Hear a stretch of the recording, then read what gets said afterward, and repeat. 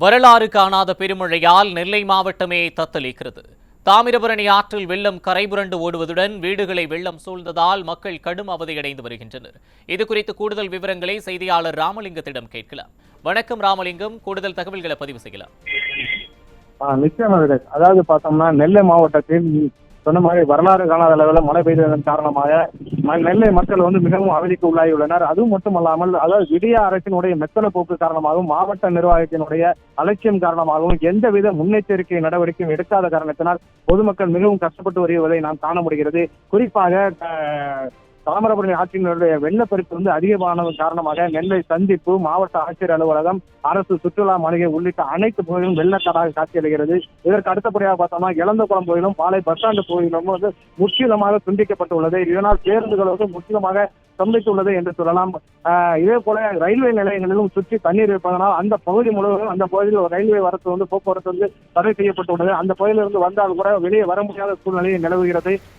நெல்லை சந்திப்புல கைலாசபுரம் உள்ள சோரை ஆபீஸ் உள்ளிட்ட பல்வேறு பகுதிகளை பார்க்கும் பொழுது பார்த்தோம்னா அவ்வளவு மக்களும் உள்ள நீந்திட்டு இருப்பதை காண முடிகிறது. அவர்கள் வீட்டுக்குள் முடங்கி இருக்கிறார்கள். அவர்களை மீட்பதற்கான பேரிடர் மீட்பு குழு இதுவரை வரவில்லை. அவர்கள் உள்ளே தத்தளிப்பதை காண முடிகிறது. நள்ளிரவு முதல் ஒரு 100க்கும் மேற்பட்டவர் மட்டும் அவசரமாக அந்த பகுதியில் உள்ள மக்களை காப்பாற்றி பாதுகாப்பான இடத்தை கொண்டு வந்தாங்க. அவர்களுக்கு உணவோ தங்கும் இருக்க மற்ற உணவு குடிநீரோ எந்த வசதியும் ஏற்படுத்தி கொடுக்கவில்லை. இதே போல் பல்வேறு இடங்கள் குறிப்பாக பார்த்தோம்னா மாருதி நகர், காமராஜர் நகர், சேவியர் காலனி உள்ளிட்ட அனைத்து பகுதிகளுமே இதே நிலை நீடிக்கிறது. மீனாட்சிபுரம் உள்ளிட்ட பல்வேறு பகுதிகளுக்கு மக்கள் செல்ல முடியாத அவல நிலை ஏற்பட்டுள்ளது. எந்த பகுதிக்கு உள்ள மக்கள் வெளியே வந்தாலும் மற்ற இடத்திற்கு செல்ல முடியாத நிலையே தான் உள்ளது. அனைத்து பகுதியிலுமே ரோடுகள் துண்டிக்கப்பட்டுள்ளது. திருநெல்வேலிக்கோ திருச்செந்தூர் கூட செல்ல முடியாது. ஆசீர்வாத நகர் உள்ளிட்ட பல ஆரோக்கியநாதபுரம் உள்ளிட்ட பகுதிகள் ரோடு முழுவதும் தண்ணீர்காராக காட்சியளிப்பதை காண முடிகிறது. அனைத்து பகுதிகளுமே இப்பொழுது ஹைகோர்ட் நீதிபதி அவர்கள் அரசு சுற்றுலா மாளிகையில் மாட்டியுள்ளார். அமைச்சரும் மாட்டியிருப்பதாக தகவல். இதற்கிடையில் பார்த்தோம்னா நெல்லை மேயர் சரவணன் இதுவரை சம்பவ இடத்திற்கு வரவில்லை என்பது குறிப்பிடத்தக்க. அவர் இளைஞரணி மாநாட்டுக்கு சென்றிருப்பதால் அவருக்கு எந்தவித நடவடிக்கையும் ஈடுபடவில்லை என்பது இதன் மூலம் தெரிய வருகிறது. நெல்லை மாநகராட்சியும் சந்தித்துள்ளது என்று சொல்லலாம்.